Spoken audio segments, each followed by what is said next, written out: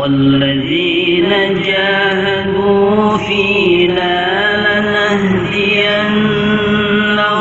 سبلنا وإن الله لمع المحسنين.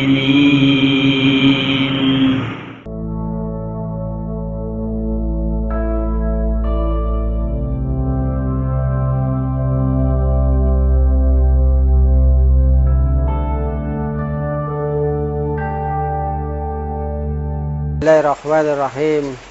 Assalamualaikum warahmatullahi wabarakatuh. Waja'alna al-laila libasa.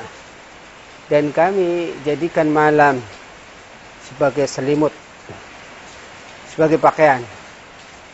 Sahabatku rahimakumullah, fungsi pakaian adalah untuk menutup aurat. Maka akan menjadi tidak bernilai ibadah kalau kita berpakaian tapi niatnya untuk riya, agar dipuji orang, agar hebat dan sebagainya. Maka niatkan setiap kita berpakaian untuk beribadah kepada Allah Subhanahu wa taala. Besok sahabatku rahimakumullah, ketika kita dibangkitkan dari alam kubur, dikumpulkan di padang mahsyar, maka tidak menggunakan pakaian lagi. Maka sahabatku rahimakumullah, saat-saat kita menggunakan pakaian, jadikan pakaian itu untuk menutup aurat, untuk ibadah. Sahabatku rahimakumullah, dalam kitab Al-Adhkar misalnya ada adab-adab berzikir ketika kita menggunakan pakaian.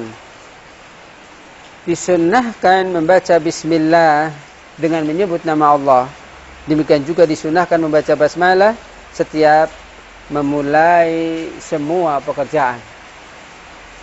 Dalam hadis nomor yang ke-44 dan derajatnya sahih, kami telah meriwayatkan dalam kitab Ibnu Sunni dari Abu Sa'id Al-Khudri, namanya adalah Sa'ad bin Malik bin Sinan, bahwa Rasulullah sallallahu alaihi wasallam apabila mengenakan pakaian, baik gamis atau baju, selendang ataupun sorban, beliau mengucapkan, Allahumma inni as'aluka min khairihi wa khairi ma huwalah wa a'udzubika min syarrihi wa syarri ma huwalah. Saya ulangi, Allahumma inni as'aluka min khairihi wa khairi ma huwalah wa a'udzubika min syarrihi wa syarri ma huwalah. Ya Allah, sesungguhnya aku memohon kepadamu kebaikan pakaian ini dan kebaikan apa yang dibuat untuknya. Dan aku berlindung diri kepadamu ya Allah dari kejahatannya dan dari kejahatan apa yang dibuat untuknya. Sahabatku rahimakumullah, kemudian ada dalam hadis hasan, derajatnya bagus, yaitu barang siapa yang mengenakan pakaian baru, maka ucapkanlah Alhamdulillahilladzi kasani hadza wa rasaqanihi min ghairi khawlin minni wala quwwatin. Saya ulangi, sahabat rahimakumullah, jadi kalau kita menggunakan pakaian baru, maka dianjurkan membaca Alhamdulillahilladzi kasani hadza wa rasaqanihi min ghairi khailin minni wala quwwatin. Segala puji bagi Allah yang memakaikan aku pakaian ini dan memberikan aku rezeki dengannya tanpa daya dan kekuatan dariku.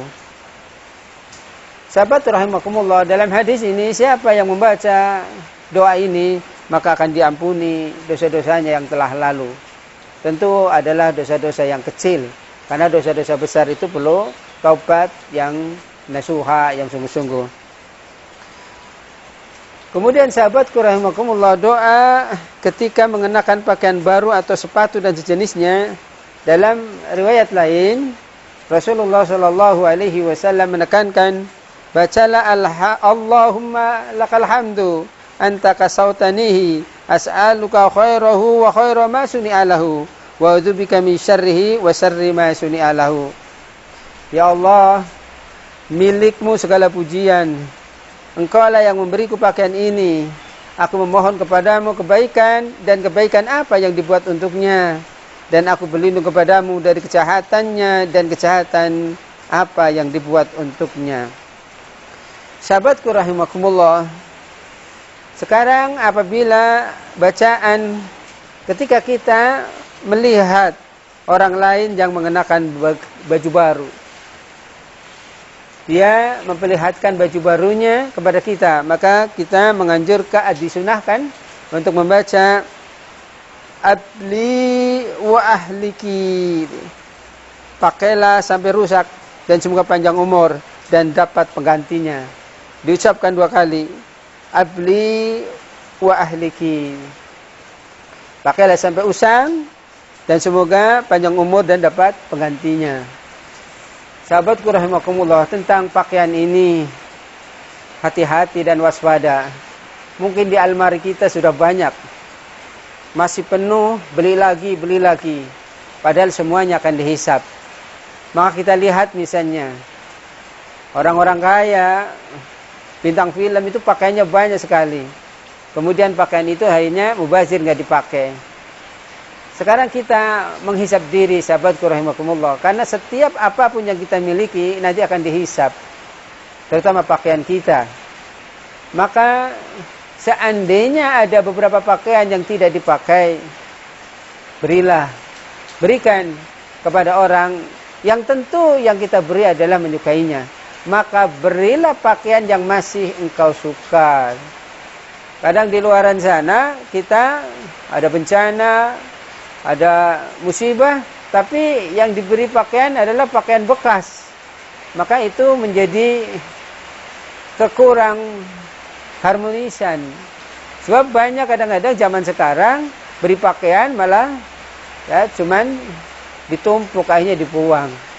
Maka sahabatku rahimakumullah, tentang pakaian ini luar biasa, karena memang kita akan dihisab dengan pakaian itu. Jadikan setiap kita beribadah pakai pakaian yang bersih dan suci.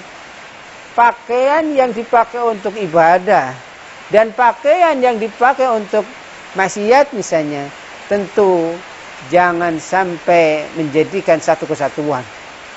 Artinya diusahakan setiap kita memakai baju jangan bermaksiat. Jangan sampai kita pakai baju sholat, tapi untuk bermaksiat. Gitu. Jadi nilainya nanti akan menjadi berkurang. Sahabatku rahimakumullah, kemudian yang perlu dikuatkan lagi, wahai para suami misalnya, jika engkau memakai pakaian, maka berilah pakaian untuk istrimu.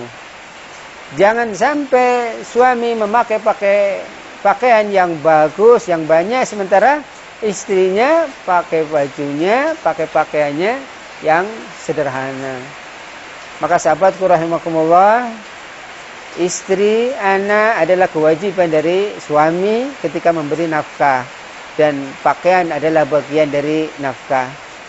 Besok sahabatku rahimakumullah, ketika kita di padang mahsyar ribuan tahun, telanjang, tidak pakai sandal juga, bahkan tidak disunat, maka dalam kelamaan itu Allah nanti akan memberikan pakaian kepada yang pertama adalah kepada Nabi Ibrahim Khalilur Rahman.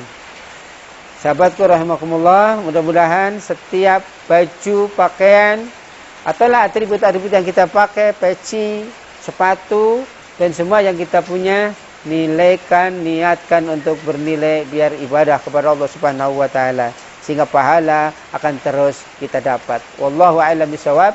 Subhanaka Allahumma wa bihamdika asyhadu an la ilaha illa anta astaghfiruka wa atubu ilaik. Assalamualaikum warahmatullahi wabarakatuh.